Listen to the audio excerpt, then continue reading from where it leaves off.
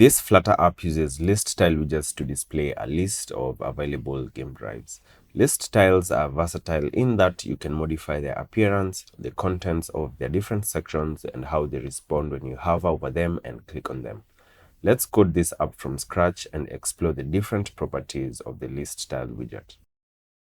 We'll start off this demo with a blank VS Code window. I'll go to this menu here and open the folder I have created for this project. I'll go back to this menu, and from here I'll open a new terminal, and I'll use the command flutter create demo_app to create a new project inside a folder called demo_app. We can see inside this folder here that our project has been created. I have also added this .vs code folder here with this settings.json file, mostly to keep the IntelliSense pop-ups from showing up as I code. Let's now go to the main.dat file to start writing our code. The first thing I'll do is set the device here to Chrome so that when we are done writing this app, we can run it on the browser. Next, I'll change the title of this app. Then I'll remove this theme because we don't need it. And then I'll hide the debug banner. Then I'll remove the comments in this code as well as some of the code so that we remain with only a blank scaffold. We will put the contents of this app inside a column widget in the body property of the scaffold. At the top of this column, we will have the heading section. We're going to put it inside a container widget whose width will be the screen width. And inside the decoration property, we're going to have a box decoration where we will give this container a gradient which will be radial in nature. And we will give it a radius of 0.8 to make sure that the innermost color spreads out a little bit more.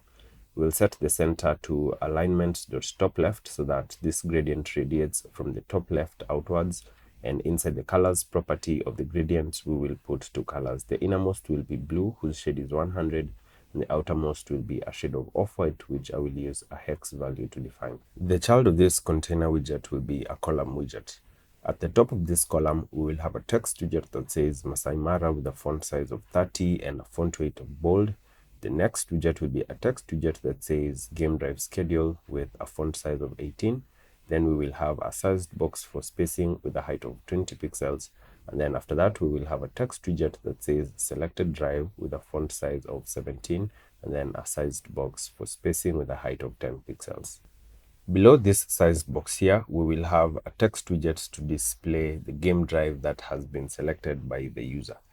But since we need to first write the logic for selecting the game drive, we will leave this text widget out until we have sorted that part out. Then we will come back and put it in. After the container holding the heading section, we will have the scrollable list tiles section. For the list tiles, we will need to create a custom stateless widget class, which we will call custom list tile. Whenever we are creating an instance of our custom list tile in our app, we will need to pass in a number of parameters. The first will be a string called area, such as Western Mara, Northern Mara, etc. The next will be a string called animals, which are the animals you're likely to see in that part of the Mara. The next will be a string which we'll call vehicle, which will be the registration number of the vehicle going on that specific drive. The next string we will call time, and this will be the time when the drive starts. Next, we will have an integer called index of this, and this will be the index of the list tile in the list of list tiles. Next, we will have an integer called selected index. That is the currently selected list tile in the list of list tiles. Then finally, we will have a function which we will call update index. And this is the function that will be called whenever we click on a list tile. Next, we will create the constructor for this class. And inside this constructor, we will make all the parameters required. And we will also assign super.key, which is the key inherited from the parent class, so that Flutter can keep track of the list tiles as they're being drawn on the screen. After this, we will write the build method for this class. This method will take the context as an argument, and inside here, we are going to return the list tile widget. Let's now define the properties of this list tile. We will start with the properties that define the general appearance of the list tile. Inside the shape property, we will give our list tile a beveled rectangle border with a border radius of 15 pixels.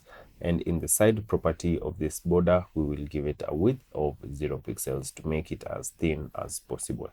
For the color property, inside the tile color property, we will give it the color amber with a shade of 100. Let's now move on to the first part of the list tile, which is the part on the far left of the list tile.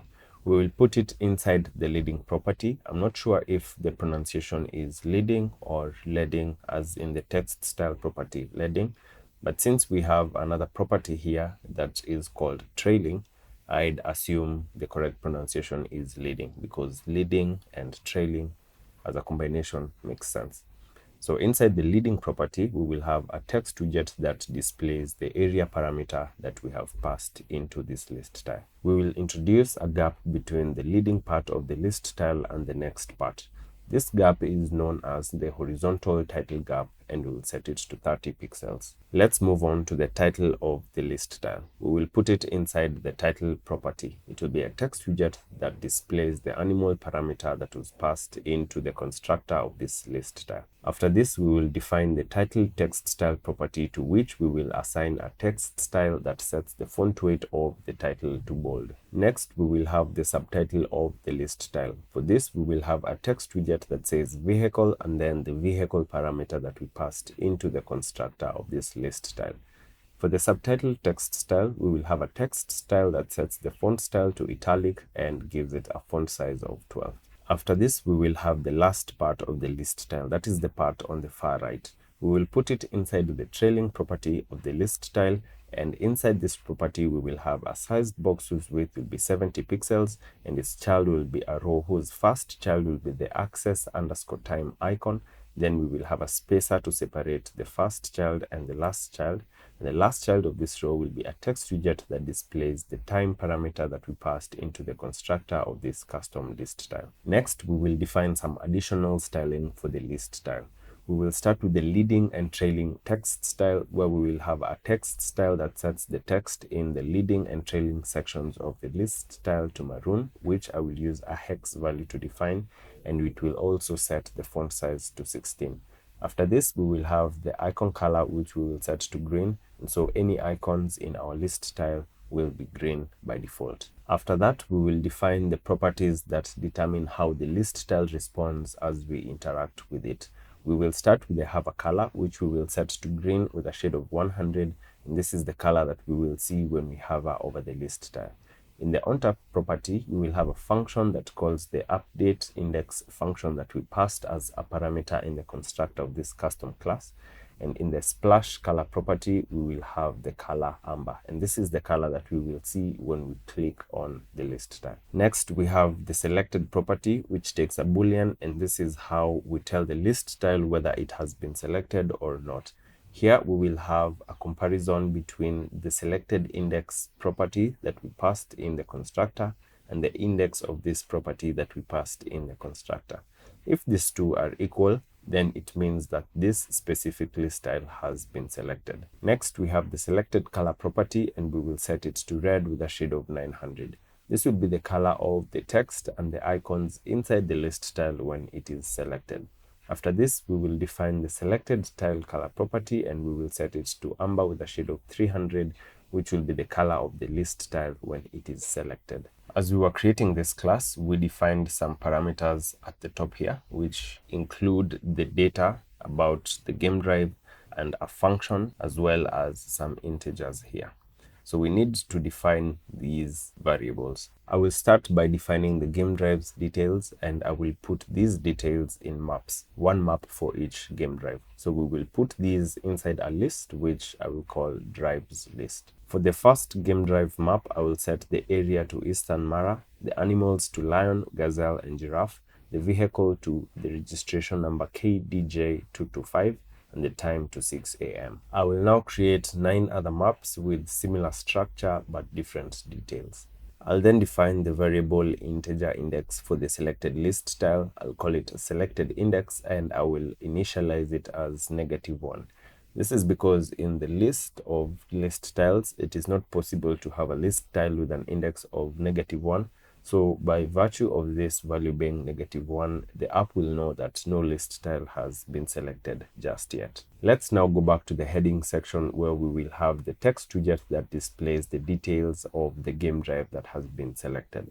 We will use an if statement where if the selected index is not equal to -1, meaning there's a list tile that has been selected, we will have a text widget that displays the area property of the map in the drives list at the selected index, as well as the time property of the map in the drives list at the selected index. We will give it a text style to set the font size to 19 pixels, and we will set its font weight to bold. After this, we will have a sized box with a height of 30 pixels for spacing. Let's now create a scrollable list of our custom list styles. We will put this list inside an expanded widget so that it takes up all the remaining space below the heading section. The child of this expanded widget will be a list view builder whose item count will be the length of our drives list. And inside the item builder property, we will have a function that takes the context and an index as arguments. This function returns an instance of our custom list style class. We will set the area parameter to the area property of the map in the drives list at this specific index, the animals parameter to the animals property of the same map, the vehicle parameter to the vehicle property of the same map, and the time parameter to the time property of the same map. We will set the selected index parameter to our variable, which is selected index. We will set the index of this parameter to the index which we passed in as an argument inside this item builder function. And for the update index parameter, we will have a function inside of which we will use a setState function to set the selected index variable to the index which we passed in as an argument inside this item builder function. We are using a setState function here so that every time we click on a list tile, the UI of the app refreshes to show us our newly selected game drive. We're done writing the code for this app. So let's go to this menu here. Let's click run and start debugging so that we can build this app to see what our list tiles look like, and also so that we can click on these list tiles and see how they respond. Our app has now been built. So let me close this panel here. Let me also close this inspector tab as well as this debug console, and then zoom in a little bit on our app here. We can see that our list of list styles is scrollable. So let me scroll down to the code where we defined these list styles and compare the code against what we are seeing in the app. For the shape, we have the beveled rectangle border. You can see these bevels at the corners of this border. The color of the tile is amber with a shade of 100, as you can see. In the leading section, we have a text widget that shows us the area parameter, which is Eastern Mara in this case, Central Mara, and so on. We have a gap between the leading part and the title stroke subtitle section, which is 30 pixels wide. And for the title section, we have a text widget that shows us the animals we are likely to see on that game drive. For the title text style, we have bold. As you can see, all the titles in this case are bold. And for the subtitles, we have a text widget that shows us the vehicle registration number. For the subtitle text style, we have italics and a font size of 12. For the trailing section, we have a sized box which has a row inside of which we have an icon, which is the access_time icon, as you can see, then a spacer, and then a text widget that displays the time parameter that we passed inside the constructor of this custom list style. For additional styling, we have the text style for the leading and trailing sections, which is maroon, and the font size is 16.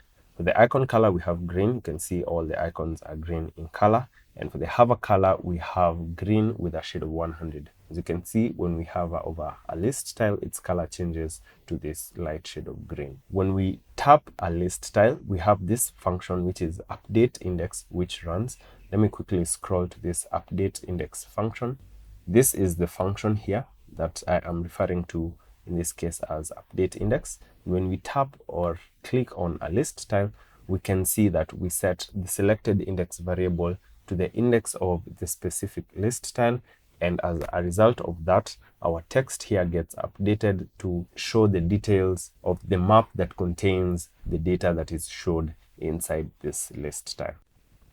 We have the splash color being amber. As you see, when we click on a list tile, there's this splash animation that is visible and is amber in color. The selected property is how a list tile knows that it has been selected. The selected color is this deep shade of red. As you can see, for the selected list tile, all the text and the icon are a deep shade of red.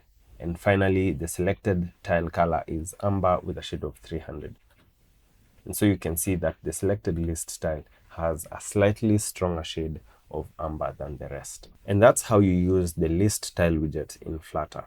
If you have enjoyed this video and found value in it, be sure to give it a thumbs up and share it with someone who might find it useful as well.